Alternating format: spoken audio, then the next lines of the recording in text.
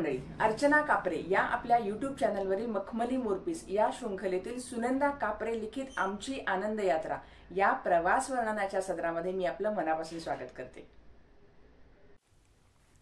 मंडळी, चला तर मग बघूयात आज पूर्वेकडील अमेरिका, सिंगापूर, बँकॉक, पट्टया आणि मलेशिया.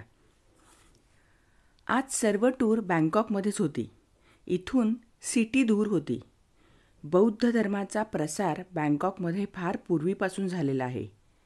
तिथल्या बुद्ध मूर्ती पाहण्यासारख्या आहेत. देवळाच्या भोवती दुकानं आहेत. चपला काढून स्वतःच्याच हाताने स्टँडवर ठेवायच्या आणि शिस्तीत आत जायचं.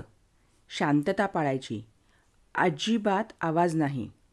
बसलेल्या बुद्धाची सोन्याची उंचच उंच मूर्ती आहे इथे.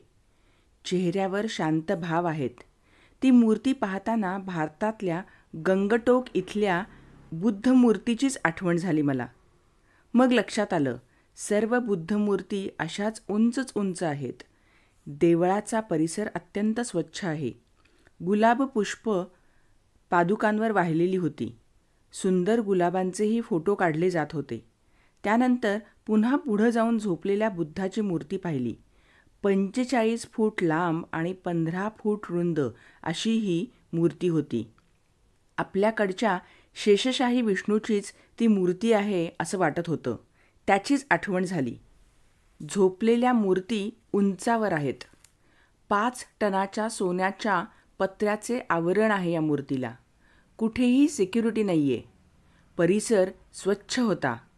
जवळच एक शाळा होती. मधली सुट्टी असल्यामुळं मुलं मुली बाहेर खेळत होती. युनिफॉर्ममधली ती चपट्या तोंडाची, नकट्या नाकाची, गोरीपान मुलं सुंदर दिसत होती. पाय तिथून हलतच नव्हता. पण पुढे जायची घाई असल्यानं पुन्हा पुढं निघालो आम्ही. सोन्याची मूर्ती आहे. तिचे डोळे फार सुंदर होते. जणू काही आपल्याकडे बघतायत असंच वाटत होतं. हसरी बुद्ध मूर्ती होती. जवळ 4-5 पॅगोडे होते. सर्व पॅगोडे वेगवेगळ्या रंगाचे होते. सर्वांवर वेगवेगळ्या रंगाचे काचेचे तुकडे आणि एका पॅगोडावर हिरे बसवले होते. राजाच्या पॅगोडावर हिरे होते. त्यांची कहाणी पेट सांगत होती. शॉपिंग सेंटर सर्व ठिकाणी होते. फुलझाडी होती. आपल्याकडच्या जास्वंदीच्या फुलांसारखी वेगवेगळ्या रंगाची फुलं झाडावर शोभून दिसत होती. बकुळ फुलांचं एक झाड होतं. सुंदर वास दरवळत होता. त्याच परिसरात आयुर्वेदिक मालिश केंद्र आणि दुकानं होती. योगासनाचाही अभ्यास दिसत होता. बँकॉकमध्ये मालिशची खूप पद्धत आहे. ठिकठिकाणी मालिशची दुकानं होतीच. त्याशिवाय एका हॉटेलमध्ये सुद्धा मालिशची जाहिरात आणि प्रात्यक्षिकं दाखवली जात होती. इंदिरा मार्केटमधील एका रेस्टॉरंटमध्ये आम्ही जेवलो. संपूर्ण दुपार इंदिरा मार्केटमध्ये खरेदीसाठी मोकळा वेळ ठेवला होता. खूप मोठं मार्केट आहे. काही दुकानं प्रशस्त तर काही फुटपाथवर. फुटपाथवरील दुकानं म्हणजे मुंबईमधील फॅशन स्ट्रीटसारखी आहेत. तिथे काही खरेदी केली.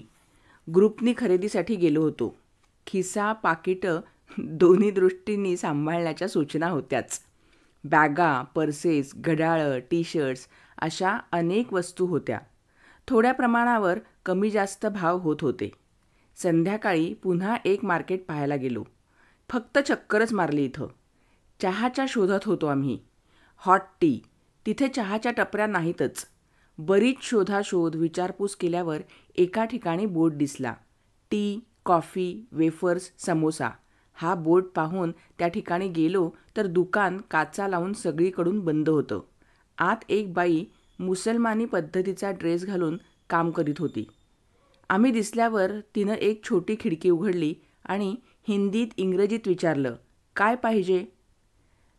हॉट टी असं म्हटल्यावर तिनं बसण्यास सांगितलं. 2 फुटाचीच फरशी होती. तिथं एकदम छोटा फोल्डिंग टेबल आणि 2च स्टूल होते. तिथं बसलो. पुन्हा खिडकी उघडून एक कप पळीवर ठेवली. ती बाई 4-5 वर्षांपासून हा स्टॉल काढून बसली होती. इंडियन लोकांची आणि श्रीलंकेतील प्रवासी जेव्हा इथं येतात तेव्हा त्यांची चहाच्या बाबतीत फारच पंचाईत होते. म्हणून तिनं हा स्टॉल उघडला होता. उद्या पुन्हा या म्हणून तिनं आवर्जून सांगितलं. पण आमचा बँकॉकचा हा शेवटचाच मुक्काम होता. तिच्याशी बोलताना फारच आपलेपणा वाटला आणि तिच्या बुद्धिचातुर्याचीही आम्हाला कमाल वाटली. परदेशातील लोकांना मदत व्हावी हाच तिचा एकमेव उद्देश होता हा स्टॉल उघडण्यापाठीमागचा. उद्याच्या प्रवासात लागणाऱ्या पाण्याच्या बाटल्यांची खरेदी करून 9 वाजता रात्रीचं जेवण करून आमचा हा दिवस संपला. बँकॉकचा मुक्कामही संपला होता. सकाळीच कौलालंपूरला निघायचं होतं आम्हाला. मंडळी, आजचा व्हिडिओ तुम्हाला आवडला असेल तर याला लाईक करा. तुम्ही तुमचे मित्रमंडळी, आप्तस्वकीय, नातेवाईक आणि आपली पुढची पिढी या सगळ्यांना हा व्हिडिओ शेअर कराल अशी माझी खात्री आहे. आणि आत्तापर्यंत अर्चना कापरे या आपल्या यूट्यूब चॅनलला जर तुम्ही सबस्क्राईब केलं नसेल तर लगेच सबस्क्राईब करा. पुन्हा भेटूयात पुढच्या बुधवारी. तोपर्यंत